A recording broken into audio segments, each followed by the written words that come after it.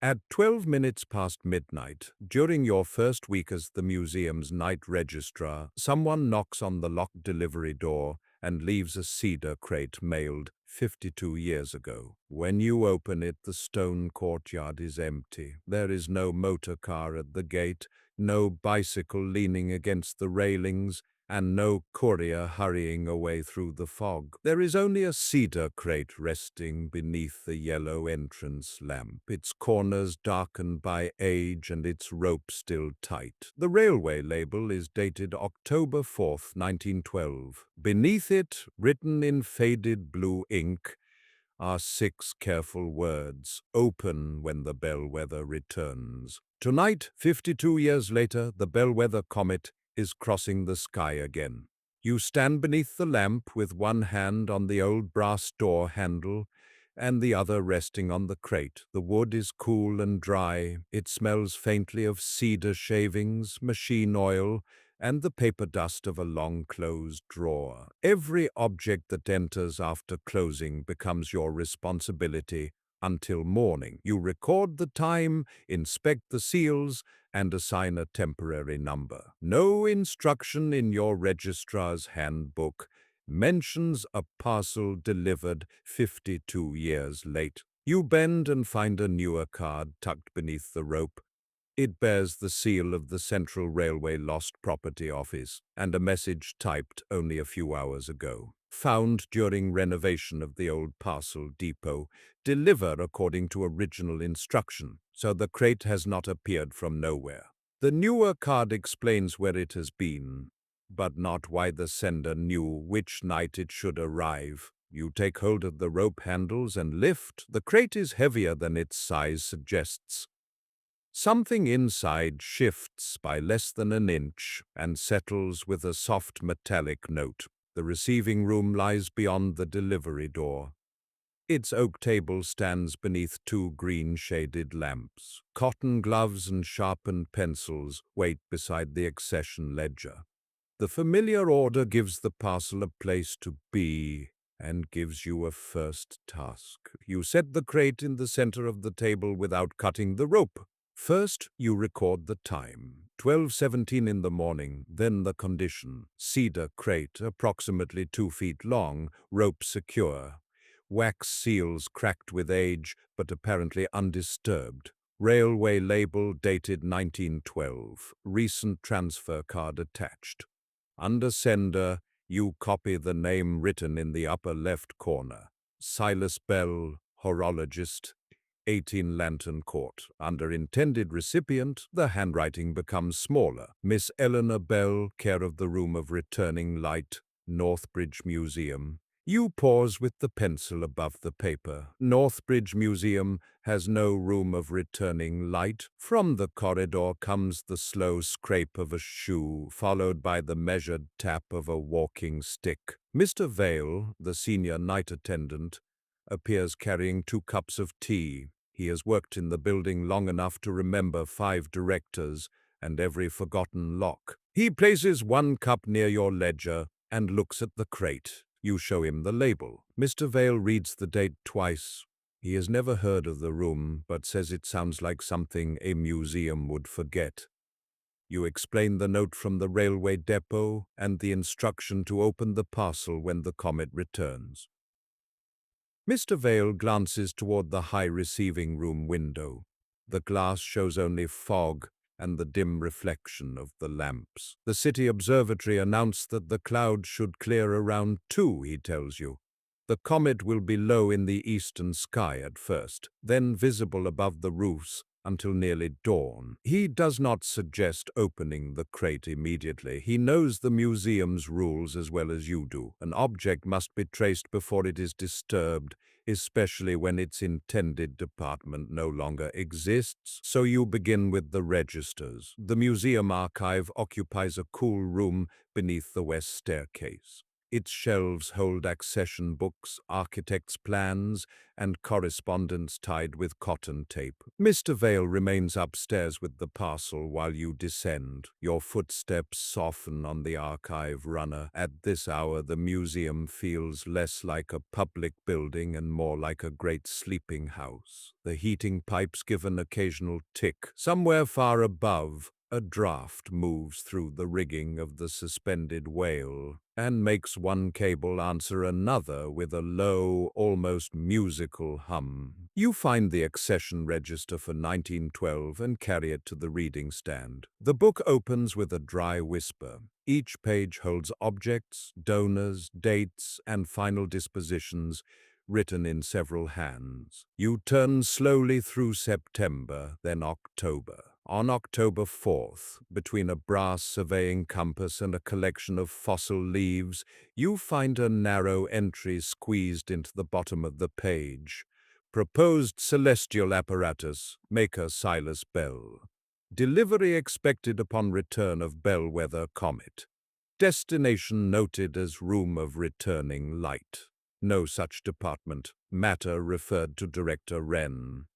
There is no accession number. In the margin, someone has drawn a small circle and written a reference to the director's correspondence. An index directs you to a folder marked Museum Projects Uncompleted. The folder contains only 4 items. The first is a pencil drawing of a round chamber beneath the western glass dome.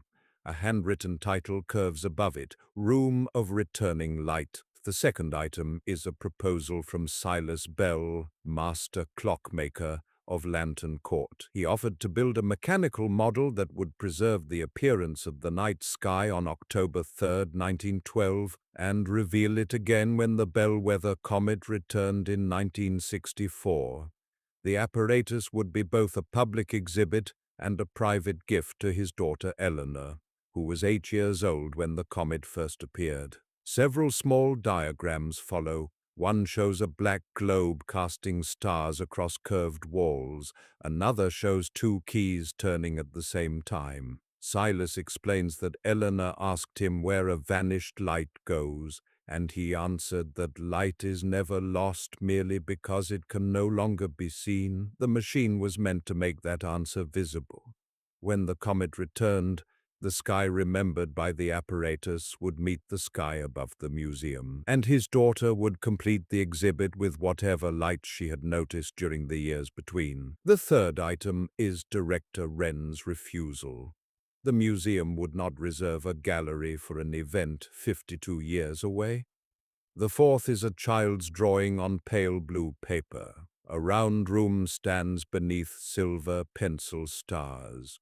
A tall watchmaker and a small girl hold hands at the center. She has written her name along the hem of her coat. Eleanor, at the bottom, in an adult hand. Silas Bell has written a single sentence. Every light returns somewhere, if someone prepares a room for it. You read the sentence again. The parcel upstairs has already answered one question. The room of returning light was real, at least on paper. It was meant to occupy the old rooftop observatory before the museum abandoned the plan. But the apparatus was never accepted, and the parcel never arrived. For 52 years, both have waited separately, one in a railway depot, the other in a folder beneath the stairs. You carry the 4 documents back to the receiving room. Mr. Vale has moved a freestanding lamp closer to the crate. He has also found the museum's old comet chart in the astronomical cabinet. The chart shows the Bellwether's long path as a narrow silver curve passing through the eastern constellations. You place the roof plan beside it. The proposed room is the chamber now listed as West Observatory Store. No visitor has entered it in years. Mr. Vale studies the child's drawing, then the crate. The original instruction says to deliver the package to that room. The crate is not yet where it was meant to go. The railway card establishes custody, and the archive establishes the museum connection.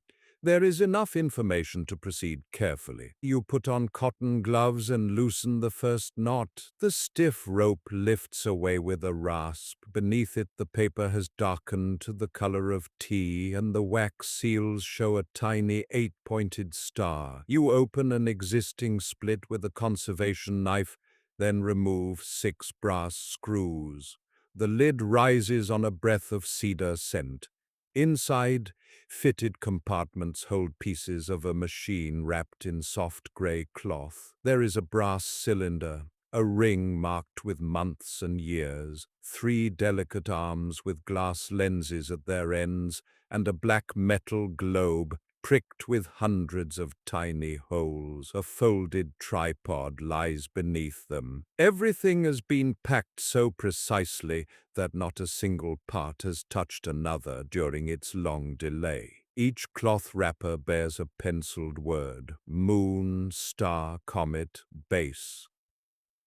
Even the smallest screws have been pressed into a strip of cork in the order they will be needed. Silas has left no guesswork for the person opening the crate. He could not know your name or what the museum would become, but he prepared the work as if he trusted that a careful pair of hands would eventually arrive. At the center is a cream envelope addressed to Eleanor. You do not open it. A registrar may inspect an object, but a sealed personal letter belongs to its recipient, if that recipient can be found. Below the envelope lies an instruction booklet and a small silver key. The first page shows the assembled apparatus. Silas calls it a lantern orrery. Its lamp shines through the perforated globe and projects the sky across a circular room. 3 lens arms track the moon, the comet, and 1 chosen star. When all 3 align with the actual sky, the silver key will turn. The booklet gives the date, the hour, and the intended location. October 3rd, 1964. Between 2 and 4 in the morning, beneath the western dome of Northbridge Museum. Your tea has cooled untouched beside the ledger. This machine was built for this room on this night. If the clouds clear, the alignment can still be completed. One question remains larger than all the others. Where is Eleanor Bell? Mr. Vale suggests searching the old address on Lantern Court. The current directory lists the building as Bell and Daughter, repairs of clocks, watches, and scientific instruments. You call. The line rings 6 times. An alert woman's voice answers. You ask whether you are speaking to Eleanor Bell. There is a pause, followed by the soft sound of a clock striking a single note somewhere near her telephone. She says yes. You tell her your name, your position, and as simply as possible, what has arrived. She asks about the double loop in the rope and the 8-pointed wax seal. Both are exactly as she remembers. Her next breath trembles, but her words remain steady. She has known about the parcel all her life. Her father packed it on the morning after they watched the comet together in 1912. He had been certain the museum would eventually build the room he designed. When his proposal was refused, he sent the parcel anyway, trusting the railway instruction and the patience of whoever might one day find it. Eleanor remembers falling asleep beneath his workbench while he finished the packing. When she woke, the crate was gone, and a small silver key was tied around her neck with blue ribbon. Her father told her that the other key would wait inside the machine. One belonged to memory, he said, and one belonged to whoever made room for it in the future. Neither could open the apparatus alone. Eleanor kept the duplicate key, and every letter the museum returned, but never knew the parcel had become lost. She assumed it had been discarded. Tonight she has been awake in the clock shop, watching the clouds and listening to the radio observatory reports. You tell her the parcel is safe, the envelope remains sealed. The apparatus appears complete. The old rooftop room also remains, though no one has called it the room of returning light for half a century. She says she can reach the museum in 20 minutes. While you wait, you and Mr. Vale prepare the observatory. The service lift carries the crate to the fourth floor. Above that, you follow Mr. Vale up the curling western stair. At the top, the corridor ends at a green door. Its painted sign reads, West Observatory Store. Beneath several layers of paint, you can make out the edges of older gilt letters. Mr. Vale angles his lamp across the surface. Returning light. Only those two words remain visible, but they are enough. The key resists at first, then turns.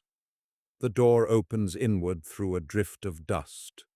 The room is round, with a glass dome, rolled maps, covered plinths, and an old projection lantern. In the center of the floor is a circular brass plate set into the wood. You wipe the plate, north, south, and meridian lines emerge, along with three threaded sockets. The tripod from Silas Bell's crate fits them exactly. The room was prepared after all. The archive may explain who installed it, but that answer can wait.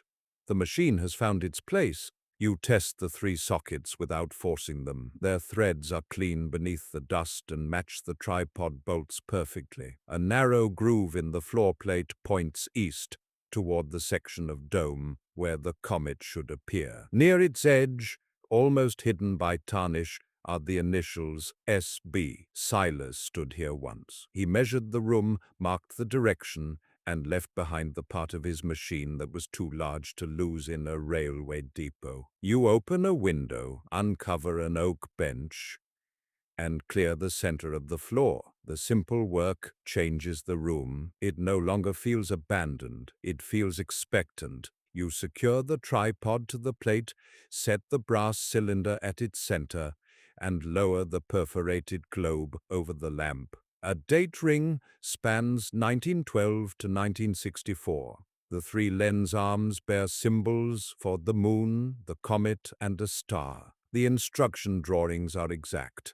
A red line on the cylinder meets a red line on the floor plate. The date ring turns with one soft click for every year, 52 clicks until tonight's mark reaches the pointer. Mr. Vale counts quietly as you turn it. When the final year settles into place, a shutter inside the globe opens and reveals a tiny lamp chimney that has waited protected from dust. The metal is cold at first, then slowly warms beneath your gloved hands. The joints move with the resistance of old oil, but never catch. Silas built the machine to wait. At 1:45, the doorbell sounds far below. Mr. Vale goes to admit Eleanor while you remain with the apparatus. Alone in the round room, you read the remaining instructions. The chosen star is Albir, a modest eastern point. The comet arm must be adjusted not to the comet itself, but to the position from which its light began the journey toward Earth. On the final page, Silas has written another sentence. The machine will open only when memory and the present sky agree. Footsteps approach on the tower stair. Eleanor Bell enters in a dark wool coat carrying a square leather case. Silver touches her temples. Her eyes move first to the machine, then to the cream envelope. She does not rush toward either one.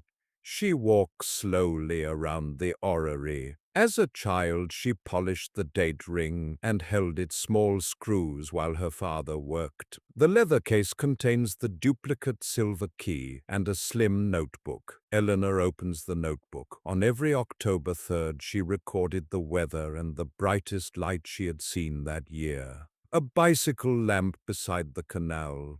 The operating lamp in a country hospital, sunrise on a workshop window after a night spent repairing the town clock, candles in the museum during the blackout, a porch light left on for a traveler coming home. She has been answering her father's question without knowing whether the machine still existed. Some years contain only a few words, others fill an entire page. There are lights reflected in floodwater, lamps carried through snow, and a clock shop window left burning while a difficult repair was finished. The entries do not describe grand events. They describe moments when light made a place useful, welcoming, or easier to cross. Eleanor has spent 52 years building the missing half of the apparatus in ink. The three of you sit on the oak bench and wait for the clouds to clear. Around you, the museum is full of patient objects that arrived because someone believed the future would make room for them. At 2:13, a pale opening appears in the cloud above the river. The fog thins first along the rooftops. Chimneys sharpen. The glass dome brightens from black to charcoal gray. One star becomes visible, then another. Eleanor stands. You close the door and extinguish the electric lamps? Mr. Vale turns down the wick of his hand lantern until only a small amber point remains. Mr. Vale fills the orrery's reservoir, and Eleanor trims its tiny wick. You strike a match. The flame takes hold quietly. At first, light appears only through a few holes in the black globe. Then the inner chimney warms and the pattern spreads. Hundreds of small stars climb the round walls and cross the glass dome. The dusty room disappears beneath the projected sky of 1912. Eleanor looks upward. You can see the child she was in the stillness of her face. The projected stars do not remain fixed. A clockwork motor has begun to turn inside the brass cylinder. Its movement is nearly silent, only a patient sequence of clicks separated by long, even spaces. The pattern drifts across the walls at the same speed as the night sky. You set the moon arm first. The lens captures the actual moon through a narrow opening in the cloud and throws a pale circle onto the date ring. When the circle touches its engraved mark, a catch releases inside the machine. One answer, the star arm, comes next. Albeit is faint, but the old comet chart shows where to look. Mr. Vale opens the eastern window wider. Eleanor turns the fine adjustment screw while you watch the projection. A single point of light moves across the wall, passes between two painted stars, and settles into an empty place that seemed insignificant until now. A second catch releases. The comet remains hidden. Cloud has gathered again over the eastern roofs. For several minutes the room contains two skies. Silas Bell's preserved night glows across the walls, while the present night waits beyond the glass. No one speaks. There is no need to fill the pause. At 2:41, Mr. Vale points toward the lowest clear edge of the dome. The Bellweather Comet appears. It is smaller than the newspaper drawings and gentler than its name. A soft white head moves above the roofs with a narrow tail fading behind it. It does not blaze, it does not hurry. After 52 years away, it returns as a quiet brushstroke of light. Eleanor takes the comet arm. Her hand is steady on the brass wheel. The lens cannot be aimed directly at the moving point. Silas's instructions account for the time light takes to travel. You read the figures while Eleanor adjusts the engraved scale. Mr. Vale watches the comet through the dome and calls its position whenever the cloud changes. The three of you work as if you have practiced together before. A little higher, 1 degree east. Hold it there. The comet's light enters the lens. Across the floor, the projected image narrows into a silver line. It travels over the brass plate and meets the small star stamped beside the year 1964. The third catch releases. Something inside the cylinder turns once. Eleanor places her duplicate key into one side of the lock. You take the key from the crate and place it into the other.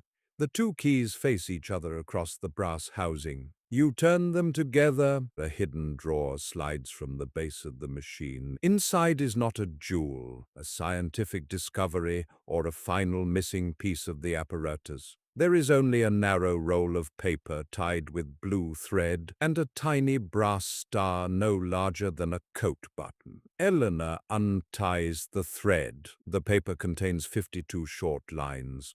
Silas left a space for every year and wrote a beginning beside it. In 1913, notice the light that waits. In 1914, notice the light that guides. In 1915, notice the light shared through a window. The beginnings continue down the page. A light repaired, a light carried, a light reflected from water, a light kept through winter, a light left for a stranger, a light found after believing the room was dark. The final line is complete.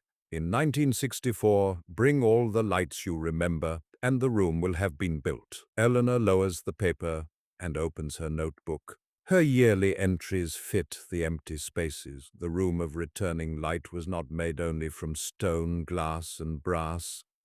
It was the record Eleanor carried. Neither the museum's refusal nor the lost parcel could prevent it from existing while she continued to notice and remember. She opens the cream envelope last. The letter is private, and you turn toward the dome while she reads. The comet is higher now, its tail almost transparent against the paling sky. After a while, Eleanor places the letter back in its envelope. She tells you only one sentence from it. Her father wrote that a museum is not where old things go when their time is over. It is where someone prepares to meet them when their time comes again. The sentence settles into the round room. During your first weeks as night registrar, you have wondered whether the unseen work matters. Numbers, labels, ledgers, and locks can seem very small. But the parcel crossed 52 years through small acts of care. Someone accepted it, stored it, found it, read its label, honored its instruction, kept the observatory key, searched the register, and called the right number. The parcel did not survive through one grand act. It survived through a chain of ordinary care. You understand your place in that chain now. Eleanor fits the tiny brass star into the last open space on the date ring. It clicks into place beside 1964. The machine's clockwork slows, and the projected sky stops with the comet line resting over the proper mark. By morning, there will be reports, conservation work, and discussions about reopening the observatory under its intended name. Those are daylight decisions. For now, the three of you sit on the oak bench beneath two nights at once. The comet passes above the city. The machine keeps the stars of 1912 on the walls, and the room of returning light, after waiting 52 years, is finally open. The work of the night is finished. Nothing more must be solved before morning. The parcel rests on a clean cloth, its rope coiled beside it. Every brass part has found its place. The two silver keys lie together in the shallow drawer.